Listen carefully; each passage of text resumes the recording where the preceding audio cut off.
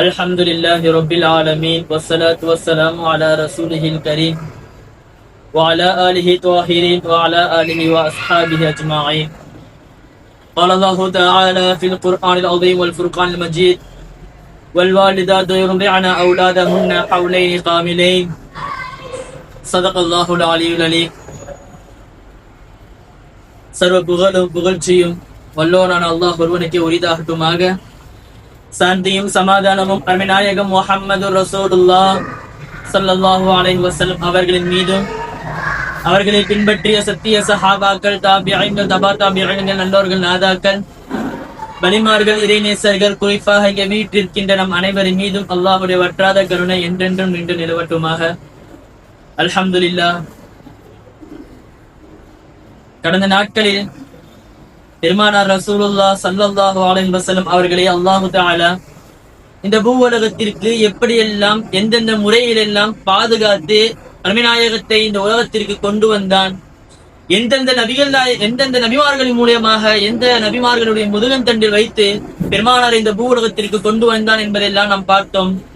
அதை தொடர்ந்து அருமைநாயகம் முஹம்மது ரசூலுல்லாஹ் ஸல்லல்லாஹு அலைஹி வஸல்லம் அவர்கள் இந்த உலகத்திற்கு உதித்த போது, அவர்கள் இந்த பூவுலகத்திற்கு வந்த போது, இந்த உலகத்தில் கால்பாதத்தை பதிக்கும் பொழுது என்னென்ன அற்புதங்கள் நடாத்தை காட்டினார்கள், அவர்கள் பிறக்கும் நிலையில் அல்லாஹு தஆலா அவர்களுக்கு எவ்வளவு கராமாத்தை காட்டியிருந்தான், முஅஜிசாக்களை ஏற்படுத்தி இருந்தான் என்பதெல்லாம் நாம் பார்த்தோம். அந்த அடிப்படையில் இன்றைய தினம் பெருமானார் ரசூலுல்லாஹ் ஸல்லல்லாஹு அலைஹி வஸல்லம் அவர்கள் தன்னுடைய குழந்தை பருவத்தில் எப்படியெல்லாம் வாழ்ந்திருக்கிறார்கள், அவர்களை அல்லாஹு தஆலா குழந்தை பருவத்திலே எவ்வளவு முஅஜிசாக்களை வைத்திருந்தான், அல்லாஹு தஆலா அவர்களை குழந்தை பருவத்தில் எப்படியெல்லாம் பாதுகாத்தான் என்பதை நாம் பார்க்கலாம். அந்த அடிப்படையில் அருமைநாயகம் முஹம்மது ரசூலுல்லாஹ் ஸல்லல்லாஹு அலைஹி வஸல்லம் அவர்கள் இந்த பூவுலகத்திற்கு தஹஜ்ஜத்துடைய வேளையில் வருகிறார்கள். நாயகத்துடைய பாட்டனர் அப்துல் முத்தலிப் அவர்கள் அங்கு காபா முழுவதும் நின்று சத்தமிட்டு சொல்கிறார்கள், அப்துல்லாவிற்கு ஆண் பிள்ளை பிறந்திருக்கிறது, அப்துல்லாவிற்கு ஆண் பிள்ளை பிறந்திருக்கிறது, எனக்கு பேரன் பிறந்திருக்கிறான் என்று சொல்லும் பொழுது யகூதிகள் எல்லாம் ஆச்சரியத்துடன் அப்துல் முத்தலிப் ஒரு பிள்ளை பிறந்திருக்கிறது, அது நம்முடைய வேதத்தில் சொன்னதை போன்று தௌராத்தில் கூறியதை போன்று அடையாளங்களுடன் இருக்கிறது என்பதை அறிவித்த போது, நாம் முன்பே சொன்னதை போன்று ஒரு காஹின், ஒரு சூரியக்காரர், ஒரு ஜோசியக்காரர் அப்துல் முத்தலிப் அவருடைய வீட்டிற்கு வருகிறார். வந்து பெருமானார் ரசூலுல்லாஹ் ஸல்லல்லாஹு அலைஹி வஸல்லம் அவர்களை பார்த்தவுடன், பெருமானாரை பார்த்தவர் பச்சிடம் பிள்ளையை பார்த்தவுடன் கண்களில் மயக்கம் வந்து கீழே விழுகிறார். அங்கிருந்தவர்கள் எல்லாம் பெருமானாரை எழுப்பி, அந்த காஹினை எழுப்பிய போது எழுப்பியுடன் சொல்கிறார், என்ன ஆச்சு, எதுக்கு மயங்கி விழுந்தீங்கன்னு சொல்லும் போது அவர் அழகான ஒரு வார்த்தை சொல்லுவார், பனு இஸ்ராயில், பனு இஸ்ராயிலுடைய நுபுவத் சென்று விட்டது. அன்பிற்குரிய அல்லாஹ்வின் நல்லடியார்களே, நாம் ஆரம்பத்தில் கூறியதை போன்ற அந்த நுபுவத்திய முஹம்மதியாவை அல்லாஹு தஆலா ஹஜ்ரத் இப்ராஹிம் அலைஹிஸ்ஸலாத்து வஸ்ஸலாம் அவர்கள் இருந்து இஸ்ஹாக் அலைஹிஸ்ஸலாத்து வஸ்ஸலாம் அவர்கள் மூலியமாகவும் ஹஜ்ரத் இஸ்மாயில் அலைஹிஸ்ஸலாத்து வஸ்ஸலாம் அவர்கள் மூலியமாகவும் தான் கொடுத்தான். அந்த அடிப்படையில் உலகத்திற்கு வந்த எல்லா நபிமார்களும் ஹஜ்ரத் இஸ்ஹாக் அலைஹிஸ்ஸலாத்து வஸ்ஸலாம் அவர்கள் மூலியமாக வந்தார்கள். அவர்கள் மூலியமாக வந்தவர்கள் தான் பனு இஸ்ரவேல்கள். அந்த காஹின் கூறிய வார்த்தையும், இதுவரைக்கும் நுபுவத் என்பது, நபித்துவம் என்பது அந்த யஹூதிகள் கையில் இருந்தது. இஸ்ஹாக் அலைஹிஸ்ஸலாத்து வஸ்ஸலாம் அவர்கள் வம்சாவளியை மாத்திரம் தான் இருந்தது. இப்பொழுது ஹஜ்ரத் இஸ்மாயில் அலைஹிஸ்ஸலாத்து வஸ்ஸலாம் அவர்கள் வம்சாவளிக்கு சென்று விட்டது. அழகாக சொல்லி காட்டுவார், கதிதஹபத் நுபுவத்து பனு இஸ்ராயில், நுபுவத் பனு இஸ்ரவேலுடைய நுபுவத் திட்டமாக சென்று விட்டது. அங்கிருந்த எந்த ஒரு யஹூதிக்கும் அதை ஏற்றுக்கொள்ள மனப்பான்மை இல்லை.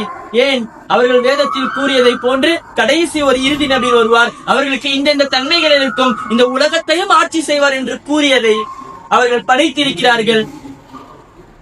அல்லாஹு தஆலாவே திருமறையில் சொல்லுவான் அல்லவா, பனு இஸ்ரவேல்கள் அருமைநாயகம் முஹம்மது ரசூலுல்லாஹ் ஸல்லல்லாஹு அலைஹி வஸல்லம் அவர்களை தன்னுடைய ஆபாக்கள் அறிவதை போன்று என்னுடைய பிள்ளைய பார்த்தா இது என் பிள்ளைன்னு எனக்கு சொல்ல தெரியாதா? என்னுடைய பிள்ளைய பார்த்தா இது என் பிள்ளைன்னு சொல்ல தெரியாதா? அதே போன்று என்னுடைய பேரனை பார்த்தா இது என்னோட பேரன் என்று சொல்ல தெரியாதா? தன்னுடைய ஆபாக்களை போன்று தன்னுடைய பிள்ளைகளை எப்படி அறிவார்களோ, தன்னுடைய பேரர்களை எப்படி அறிவார்களோ, அதே போன்றுதான் அருமை நாயகம் முஹம்மது ரசூலுல்லாஹ் ஆகிருல் அன்பியாவை அறிந்து கொள்வார்கள் என்று அல்லாஹு தஆலா திருமறையில் அழகாக சொல்லி காட்டியிருக்கிறார். அப்படி அறிந்திருந்தும் அந்த யகூதிகள் ஒரு மனக்கவலை, ஒரு கஷ்டம், மன இன்னல்கள். காரணம், இறுதி தூதர் பனு இஸ்ரவேலை விட்டு சென்று விட்டார்கள். இறுதி நுபுவத்து பனு இஸ்ரவேலை விட்டு சென்று விட்டது. குறைஷி குலத்திற்கு சென்று விட்டது. குறைஷிகள் பெற்று விட்டார்கள். நாயகத்தின் ஒற்றை முத்த குறைஷி கூட்டம் பெற்றுவிட்டது என்பதை அவர்கள் தாங்க முடியாமல் பெருமானாரை கொல்ல வேண்டும், அந்த பச்சிளம் பிள்ளையை உடனடியாக கொல்ல வேண்டும் என்று சொல்லி யகூதிகள் எல்லாம் ஒரு புறம் நின்று கொண்டிருக்கிறார்கள். மற்றொரு புறத்தில் அருமை நாயகம் முஹம்மது ரசூலுல்லாஹ் இந்த பூவுலத்திற்கு வந்து விட்டார்கள். வானம் சந்தோஷம் அடைந்தது, பூமி சந்தோஷம் அடைந்தது, அகிலத்தார்கள் அனைவரும் மகிழ்ச்சி அடைகிறார்கள். ஒரு வாசகத்தில் சொன்னால், பெருமானாரை கழுவிய தண்ணீர் பெருமானார் மீது ஊற்றுவதற்கு முன்னால் தண்ணீராக இருந்தது. பெருமானார் மீது பட்ட பிறகு பன்னீராக மாறியது. பெருமானாரை விட்டு பிரியும் பொழுது கண்ணீராக வெளிவந்தது என்று கூட கவிதையின் மூலமாக படித்திருப்பார்கள். காரணம், இந்த பூ உலகத்தில் பெருமானார் பிறந்து விட்டார்கள். பூ உலகத்திற்கு பெருமானார் வந்து விட்டார்கள். அவர்கள் இந்த உலகத்தில் வாழும் எல்லா காலங்களிலுமே இந்த மார்க்கம் சென்று கொண்டே இருக்கும். ஏராளமான அற்புதங்கள் நடக்கும். அவர்கள் இல்லை என்று சொன்னால் இந்த உலகம் படைத்திருக்கப்படாது என்பதை நாம் நம்முடைய அனைத்து வரலாறுகள் மூலமாக அறிந்திருப்போம். அந்த அடிப்படையில் தான் அருமைநாயகம் முஹம்மது ரசூலுல்லாஹ் ஸல்லல்லாஹு அலைஹி வஸல்லம் அவர்கள் இந்த பூ உலகத்தில் 63 ஆண்டு காலம் 4 நாட்கள் 6 மணி நேரம் வந்து வாழ்ந்தார்கள். அவர்கள் செய்த சாதனையை வரலாற்று பேசும். அவர்கள் நடத்திய ஆட்சியை, பெருமானாருடைய வாழ்க்கையை தனித்தனியாக பிரித்து பேசலாம். அவர்கள் அரசியலை, அவர்கள் குழந்தை வளர்ப்பை, அவர்கள் நடத்திய நீதத்தை, அவர்கள் செயல்பாட்டிய வாழ்க்கை முறைகளை, அவர்கள் காட்டிய பிரமரத்தில் நடத்தி கொள்ளும் விதத்தை, இப்படி அருமைநாயகம் ஸல்லல்லாஹு அலைஹி வஸல்லம் அவர்கள் வாழ்ந்து காட்டிய 63 ஆண்டுகள் 4 நாட்கள் 6 மணி நேரத்தில் சொல்ல வேண்டும் என்று சொன்னால் 5,35,906 மணி நேரங்கள். வினாடிகள் சொன்னால் 3,30,50,560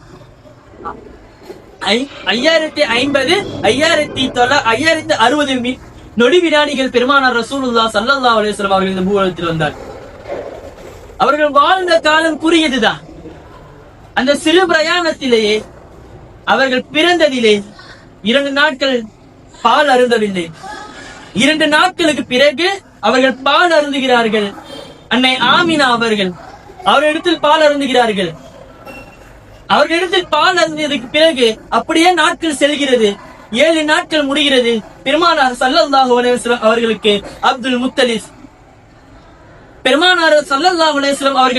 அப்துல் முத்தலிப் அகீகா கொடுக்கிறார்கள்.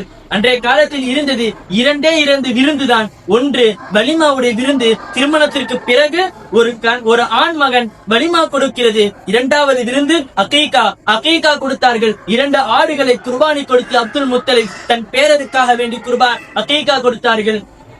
அதற்கு பிறகு 7 நாட்களுக்கு பிறகு இந்த காலத்துல ஒரு பழக்கம் இருந்தது.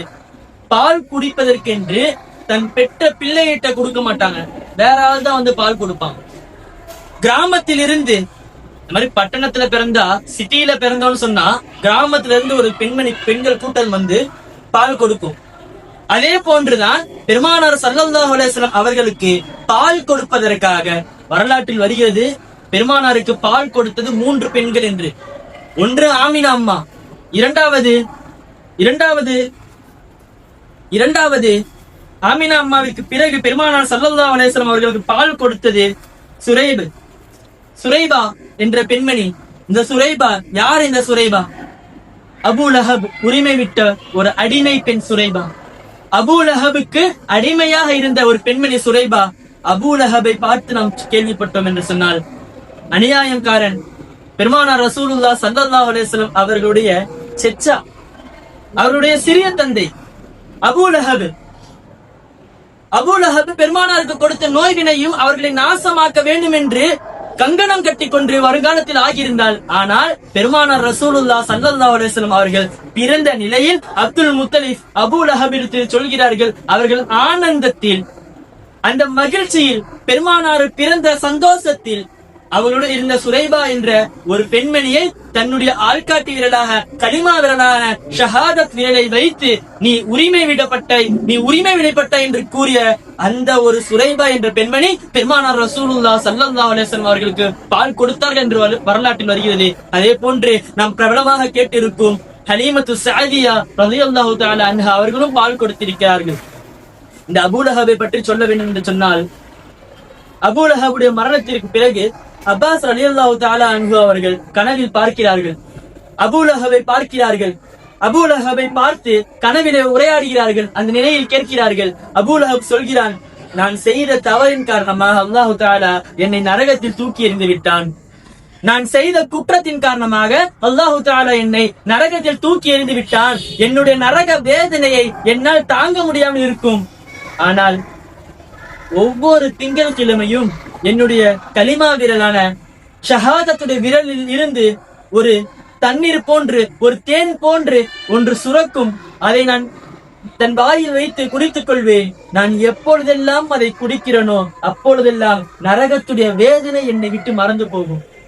நான் எப்பொழுதெல்லாம் அந்த சுரப்பியை குடிக்கிறேனோ அப்பொழுதெல்லாம் நரகத்துடைய வேதனை என்னை விட்டு மறந்து போகும். இது பெருமானார் ரசூலுல்லாஹ் ஸல்லல்லாஹு அலைஹி வஸல்லம் அவர்கள் பிறந்தார்கள் அந்த தினத்தில் சுரைபா என்ற பெண்ணை நான் உரிமை விட்டதின் காரணமாக என்று அபூ லஹப் அப்பாஸ் ரலியல்லாஹுடைய கனவில் சொல்கிறான் என்பதை நாம் பார்த்திருப்போம். இப்படி பெருமானார் ரசூலுல்லாஹ் ஸல்லல்லாஹு அலைஹி வஸல்லம் அவருடைய பால் குடி தருணம் ஆரம்பிக்கிறது.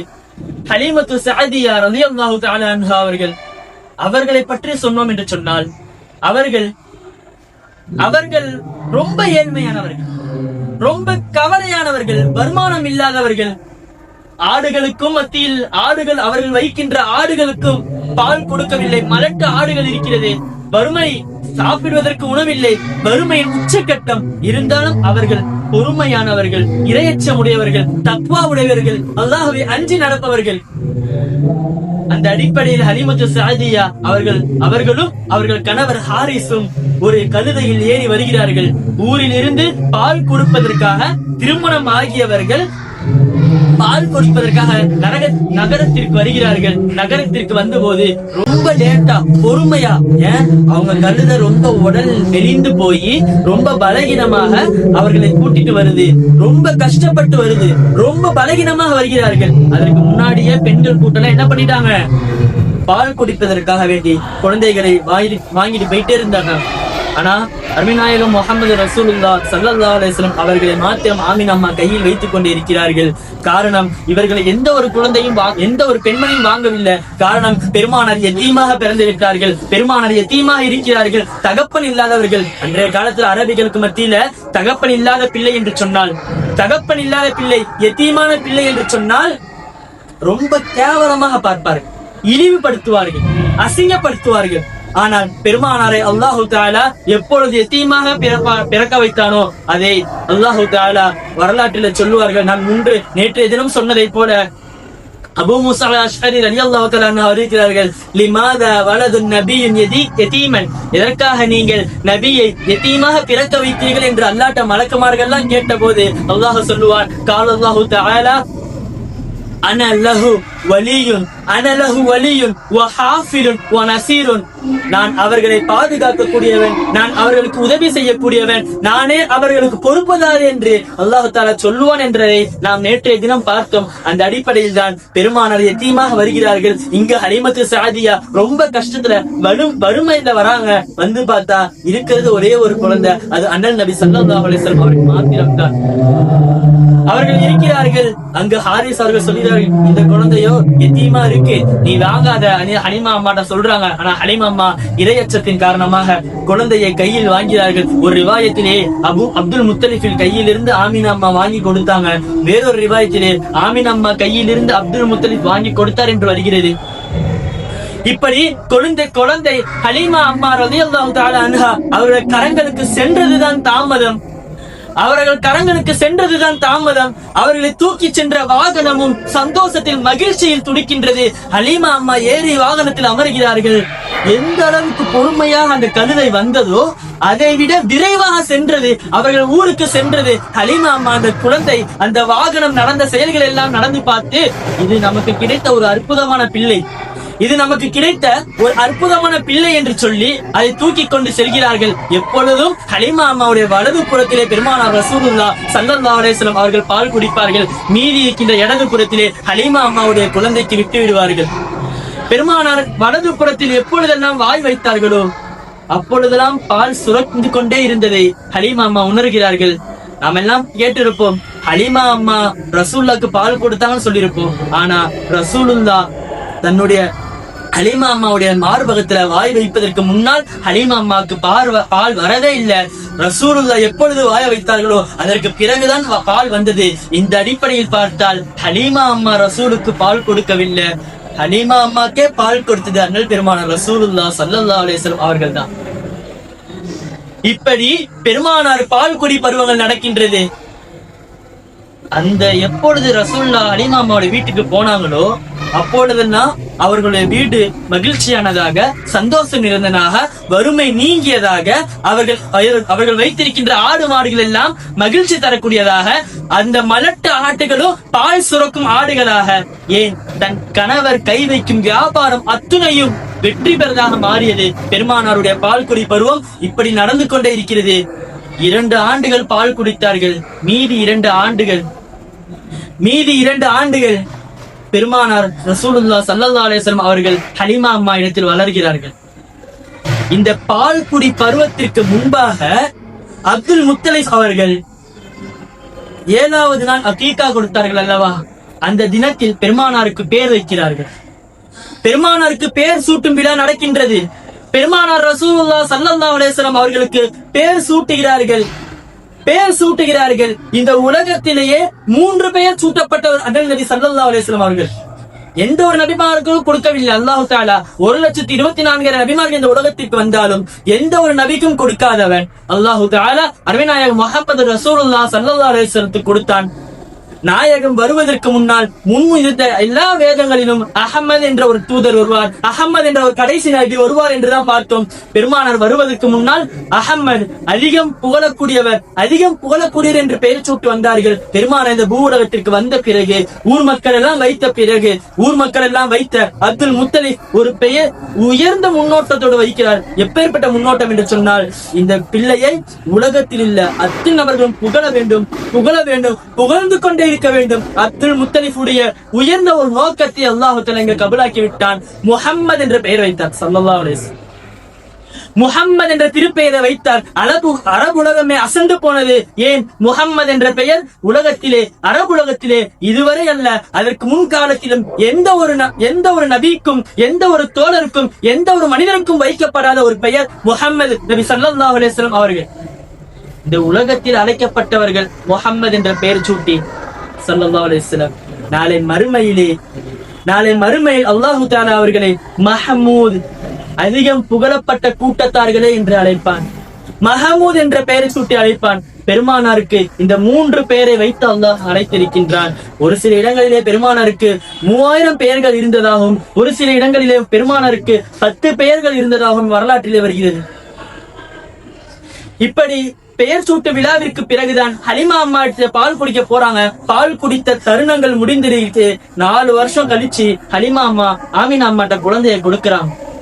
ஒரு சில ரிவாயத்துல 2 வருஷம் பால் குடிச்சாங்க, 2 வருஷம் வளர்ந்தாங்க. ஒரு சில ரிவாயத்துல 2 வருஷம் பால் குடிச்சாங்க, 1/2 வருஷம் வளர்ந்தாங்க, 2.5 வருஷம் வளர்ந்தாங்க என்று வரலாற்று வருகிறது. இப்படி பெருமானார் ரசூலுல்லாஹ் ஸல்லல்லாஹு அலைஹி வஸல்லம் அவர்கள் ஹலீமா அம்மா கையில் இருந்து ஆமினா அம்மா கரங்களுக்கு செல்கிறார்கள். அப்பொழுது ஹலீமா அம்மா சொல்லி காட்டுகிறார்கள், இப்படி எல்லாம் நடந்தது என்று சொல்லி காட்ட அவர்களுக்கு நடந்ததை, ஆமினா அம்மாவுக்கு நடந்த அற்புதங்களை, இந்த பச்சிடம் பிள்ளை என் வயிற்றில் இருக்கும் பொழுது கடுகளவு கூட எனக்கு வலித்ததில்லை, நான் பிரசவத்தில் இருக்கும் பொழுது இந்த குழந்தை வெளியே வரும் பொழுது எனக்கு வலித்ததில்லை, ஒரு பிள்ளையை சுமக்கின்றோம் என்ற உணர்வு கூட இல்லாத அளவிற்கு இந்த குழந்தை என் வயிற்றில் இருந்தது என்று ஆமினா அம்மா ஹலீமா அம்மா இடத்தில் சொல்லி காட்டுகிறார். இப்படி மாறி மாறி அவர்கள் இருவருக்கும் நடந்த பெருமானார் காட்டிய முஅஜிசாக்களை சொல்லி காட்டியிருக்கிறார்கள். அதற்கு பிறகு ஹலீமா அம்மா சென்று விட்டார்கள். ஆமினா அம்மா கையிலே அருமைநாயகம் முஹம்மது ரசூலுல்லாஹ் ஸல்லல்லாஹு அலைஹி வஸல்லம் அவர்கள் வாழ்கிறார். ஆமினா அம்மா ஒரு நிலையிலே அவர்கள் தாய் வீட்டான மதீனாவிற்கு செல்கிறார்கள். சென்று விட்டும் வருவரையிலே பத்தூர் என்ற ஒரு இடத்தில் தான் அப்துல்லா அடங்கியிருக்கார், நாம் ஜியாரத் சென்று செல்வோம் சொல்லும் பொழுது அங்கு செல்கிறார்கள். அங்கு சென்ற நிலையில் ஆமினா அம்மா தன் இந்த உலகத்தை விட்டு தன் தாயார் பெருமானார் ரசூலுல்லாஹ் ஸல்லல்லாஹு அலைஹி வஸல்லம் அவர்கள் கண் பார்வையிலே அவர்கள் 4 வயதிலே அவர்கள் இந்த உலகத்தை விட்டு பிரிகிறார்கள்.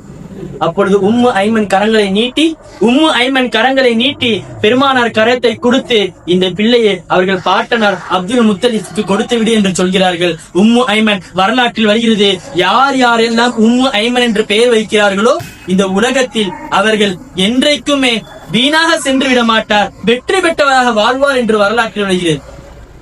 பெருமானார் அப்படியே அப்துல் முத்தலிஃபுடைய கரங்களுக்கு செல்கிறார்கள். பெருமானார் அப்துல் முத்தலிஃப் கரங்களுக்கு செல்கிறார்கள். அப்துல் முத்தலிஃப் அவர்களை வளர்க்கிறார்கள். ஒரு நிலையில் அந்த அவர்களுக்கு இருந்த 10 ஆண் பிள்ளைகள், ஒருத்தர் அப்துல்லா வஃபாத் ஆகிவிட்டார், 9 ஆண் பிள்ளைகள், 6 பெண் பிள்ளைகளை கூப்பிட்டு அழைத்து உபதேசம் செய்கிறார்கள். இந்த குழந்தை யார், இந்த குழந்தை தெரியுமா, இவர்களை நீங்கள் நீதமாக நடத்தி கொள்ள வேண்டும் என்று உபதேசம் செய்கிறார்கள். இவர்களுக்கு ஹலாலான உணவை கொடுக்க வேண்டும், இவர்களை ஹலாலாக நடத்த வேண்டும், இவர்களை நீங்க பாதுகாக்க, இவர்களை நீங்க கண்காணிக்க வேண்டும். காரணம், இவர்களை பாதுகாக்கும் விஷயத்தை அல்லாஹ் எடுத்துக்கொண்டான், இவர்களை கண்காணித்துக் கொள்ளுங்கள் என்று பெருமானாரை வைத்து அங்குள்ள அவர்களுடைய அனைத்து பிள்ளைகளுக்கும் உபதேசம் செய்கிறார்கள். பெருமானார் சிறு பிள்ளையாக அவர்கள் ஒரு 10-12 வயசு 7-8 வயசு இருக்கும் பொழுது ஏராளமான முஅஜிசாக்களை காட்டுகிறார்கள். இப்படியே பெருமானாருடைய சிறு பிரயாணம் வளர்கிறது. ஒரு தடவை மக்காவிலே கடுமையான பஞ்சம், மழையே இல்லை, தண்ணீர் இல்லாமல் கடுமையான கஷ்டத்தில் இருக்கிறார்கள். அப்பொழுது அப்துல் முத்தலிப் பெருமானாரை கரம் பிடித்து மக்காவில் நிறுத்தி வைத்து வானத்தை பார்த்து சொன்னார்கள், இந்த பிள்ளையை காரணமாக, இந்த பிள்ளையின் பொருட்டால், இந்த முஹம்மது என்ற பிள்ளையின் பொருட்டினால் மேகமே எங்களுக்கு மலையை கொடு என்று சொன்னார்கள். மேகம் மலை கொடுத்தது என்றெல்லாம் வரலாற்று வருகிறது. மொத்த அரபுலகமே அவர்களை பார்த்து இந்த பிள்ளை இது சாதாரண பிள்ளை இல்லை, இது ஒரு ஆச்சரியம் தரக்கூடிய பிள்ளை என்று போற்றியது என்று நாம் வரலாற்றில் வருகிறது. அதே போன்று வேறொரு வரலாற்றிலே ஜுபேர் ரலியல்லாஹு தஆலா பெருமானார் அப்துல் முத்தலிஃபுடைய வேறொரு பிள்ளை பெருமானாரை கூட்டி செல்கிறார்கள். ஒரு இடத்திற்கு சென்று வியாபார தலத்திற்கு சென்று விட்டு வரும் பொழுது கடும் மழை, வெள்ளப்பெருக்கின் காரணமாக அந்த பாதையில் செல்ல முடியல. குதிரை கூட நடக்க மறுக்கின்றது. அந்த நிலையில் பெருமானார் இறங்கி ஒவ்வொரு கால் பாதம் வைக்கிறார்கள். எப்படி மூசா அலைஹிஸ்ஸலாத்து வஸ்ஸலாம் அவர்களுக்கு கடல் பிளந்து வழிவிட்டதோ அதே போன்று பெருமானாருக்கு ஒரு நதி பிளந்து வழிவிட்டது என்று வரலாற்று. அங்கு கூட மூசா அலைஹிஸ்ஸலாம் தன் குச்சை வைத்து கடலில் அடித்தார்கள். யா மூசா ஃபضرب بعصاك البحر என்று குர்ஆனில் வருகிறது அல்லவா. ஆனால் இங்கு பெருமானார் எந்த ஒரு வார்த்தையும் சொல்லவில்லை, எந்த ஒரு அசைவும் காட்டவில்லை. பெருமானார் ஒவ்வொரு அடி எடுத்து வைக்கிறார்கள். அந்த நதி கிழிந்து பெருமானாருக்கு வழிவிட்டது என்பதை நாம் வரலாற்றில் பார்க்கிறோம். இப்படியே பெருமானாருடைய வாலிப பருவம் அடைகிறார்கள். சிறு பிரயாணத்தில் இருந்து வாலிப பருவம், சிறு பிரயாணத்திலேயே பெருமானார் ஏராளமான அற்புதங்களை காட்டியிருக்கிறார்கள். அந்த அடிப்படையில் வருகின்ற நாட்களில் பெருமானாருடைய வாலிப பருவத்தை நாம் பார்த்து அவர்கள் எப்படியெல்லாம் வாழ்ந்தார்கள், அதே போன்று நம்முடைய வாழ்க்கையை மாற்றிக்கொள்ள வேண்டும். பெருமானார் எப்படியெல்லாம் குழந்தை பருவத்தில் இருந்தார்களோ அதே போன்று நம் குழந்தைகளும் வளர்க்க வேண்டும் என்பதை அல்லாஹு தஆலா நமக்கு பெருமானுடைய வாழ்க்கையை ஒரு பாடமாக எடுத்து அவர்களுடைய வாழ்க்கையை போன்று நம் வாழ்க்கையை மாற்றக்கூடிய பாக்கியத்தை நம் அனைவருக்கும் தந்தருவானாக. பெருமானாரை விரல் பிடித்து சுவனம் செல்லக்கூடிய பாக்கியத்தை அல்லாஹ் நம் அனைவருக்கும் தந்தருவானாக. وآخر دعوانا أن الحمد لله رب العالمين. السلام عليكم ورحمة الله تعالى وبركاته.